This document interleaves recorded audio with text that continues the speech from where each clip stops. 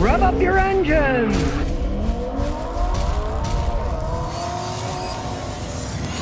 Yes, people are losing their minds. Someone actually just paid $126,000 for a Ford Bronco. And it was a used car. Mind you, it only had 136 miles on it. Somebody paid $126,000 for a Bronco. Now, this particular one was a $63,000 list Bronco. Basically, paid exactly twice what the original price was. Now, Ford is stopping orders for the Broncos because they're so far behind in production and stuff. Now, it is four-wheel drive, so you paid a lot extra for that. But it just shows you how far things will go. I mean, there's a lot of people out there with an awful lot of money that don't care about what they spend. I've seen that. I mean, I saw somebody pay $1.3 million for a 785-square-foot cabin in Rhode Island just because it was on the water. People have lost their minds in terms of what they're going to buy stuff, and there's so much money out there. It doesn't really surprise me. Some rich guy wants something, he just goes out and buys it. He doesn't care what it costs. A normal human would be foolhardy to pay twice the price of something that really they're shown to have bad quality control already. You're paying twice the price for low quality. So. But it shows how far people will go these days, especially at an auction. You know, people get carried away with auction fever. You ever been to one? People do get auction fever. I guess that guy got fever. Maybe when his fever breaks, he'll come to common sense and say, man, what did I do? Well, here's something that comes as no surprise. BMW pledged to their stockholders that they're going to keep their prices high, even though their costs are dropping. They had to appease their stockholders. They want them to keep buying BMW stock. And they're saying, oh, don't worry, we're not going to lose money because we're going to keep charging just as much or not more for our cars to keep the prices high, even though our cost of building them is starting to go down. You know, it is a snobbish car company. There's no arguing that. I remember years ago when they first came out with their SUV, and they didn't even call it an SUV. They called it a sports activity vehicle, SAV, because they didn't want to be with everyone else with SUVs. That's too common, right? So they called theirs an SAV, right? I was talking to one of the BMW guys at the show where they were showing it out, and it was also when they were coming out with the first V8 Toyota pickup truck that was made in Indiana, right? And I said, well, Toyota's only making like a couple 100,000 or something of these to test the waters. And then the BMW guy comes up to me and he says, Scotty, he says, what do you mean only? He says, it's more cars than we make. The whole production run of all our BMWs. It's a snob appeal company. People want to waste their money on it. It's their money. They can do whatever they want. Openly saying to their shareholders that, hey, we're going to keep our prices high. With the internet today, everybody's going to see that, you know? I guess they don't care. They would say, if you can't afford a BMW, we don't want you as our clientele. Well, I can afford it, but I'm not going to buy one of those things. A knacker says, I got to nail my new tire. It only has 300 miles on it. The Labor Day weekend. I went to a gas station. They plugged it. Is this a temporary fix or can it last? I went to a tire shop and they took it off and said, it's unrepairable. Oh, it's just beyond. We need to buy a new tire. It's a tire store. They want to sell you tires. I've been using those plugs since I was 14 years old. Sometimes a car is too far gone and the plugs don't work, yes. But I could tell that immediately once I look at the tire, put a plug in and look at it. I've never had one go bad. There's nothing wrong with a plug. The fanatics say you got to take the tire off the rim, then you got to put a patch on the inside, and away you go. And anyways, they're giving you a line of crap, because if you got a plug in there and it stopped that leak, if you want to be a fanatic, go to a place that actually takes them apart and fixes them. That's honest. That isn't going to say, oh, we got to sell you a new tire.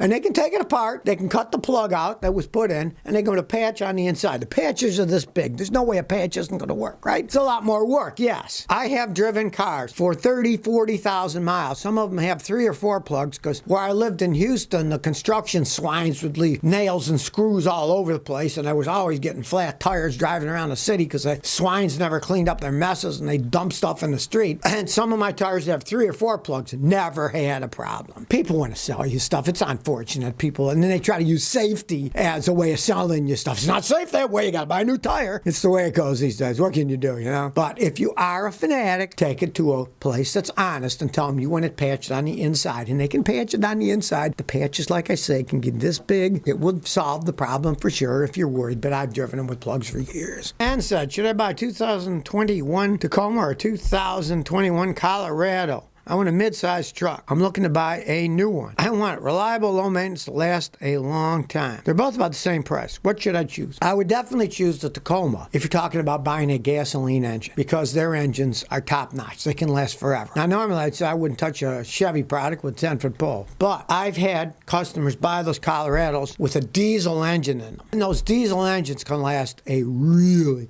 long Now, if you don't want to buy a diesel, if you don't like diesel, a lot of people hate diesels. Don't buy the Colorado. Buy the Tacoma by far. It's going to outlast it. But I do have to say, the diesel Colorados, really, they get phenomenal gas mileage for a small pickup truck.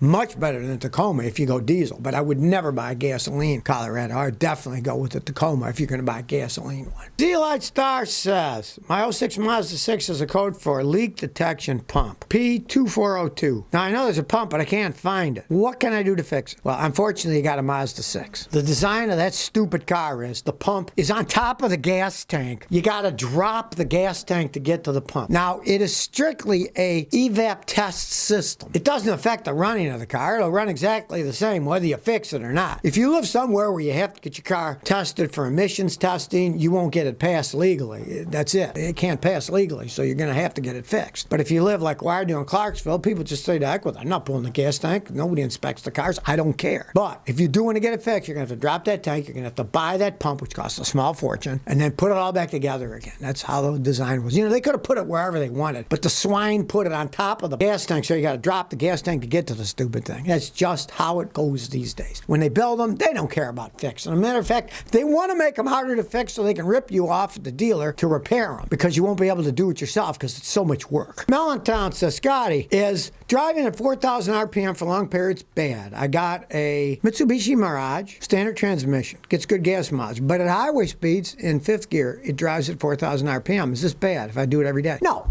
The car was designed for that. It's going to hurt anything. You don't want to keep revving an engine up as high as you can in each gear and then shifting, but 70 miles an hour in top gear, it's not going to hurt anything. Understand that highway speeds, you got all that wind blowing. You're not shifting gears. You're not braking very often, unless you're in a traffic jam, and then you're not going to be going 70 miles an hour, obviously. And that wear is equivalent to 10% of city wear, so don't worry at all. It's designed for that. That's perfectly fine. Just don't rev line it as high as it goes every time you're in one gear, then shift to second, and then rev line it. Just do that conservatively, but 70 miles an hour like that, no, it's not going to hurt anything. Bob101 says, I found a 2002 Mustang GT with a 4.6 V8 and a 5-speed manual tranny. It's 76,000 miles. The guy wants 10 grand. I don't know much about Mustangs. What are the common problems? All right, that's a standard transmission and a V8 engine, and it's a GT. A lot of times they rag the heck out of the cars. You find a guy like me, a real professional mechanic with very fancy scan tools, analyze it with a big fancy scan tool, taking it for a road test, telling you here's what kind of shape it's in. I've got machines that some of those things will pick up over 300 points of data that just analyzes it all. And the cool thing about the machines that we professional mechanics use is the really good ones are color coded. One, you record it on a machine, and when you play it back, it's color coded. If it's got a little problem, it's yellow. And if it's a real problem, the data's in red. You have to do that with a car like that because it may have had the heck beat out of it. If not, it can be a good car. Airedale 58 says, my rear view mirror bracket has fallen off. I got a 2013 Ford Explorer. The mirror fell off and the bracket is plastic, not the metal button like in most cars. My question is, what should I use? Because the mirror glue kits say metal to glass. Yes,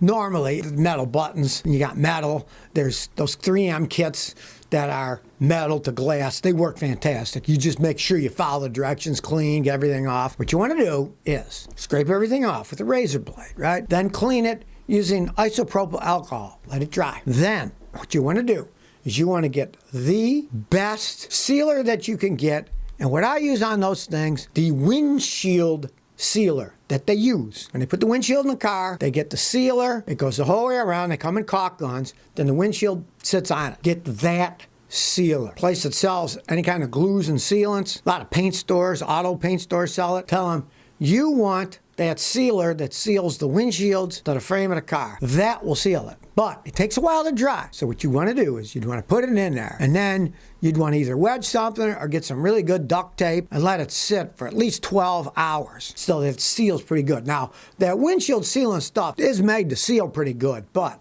you wouldn't want to drive it for at least 12 hours when you put it on. And it should hold it on pretty good. But make sure you get the sealer that's used for the windshield. Some type of bonding adhesive that's usually it's kind of gray in color. The color doesn't really matter. Just make sure you get it for windshield, and it does work quite well. So if you never want to miss another one of my new car repair videos, remember to ring that bell.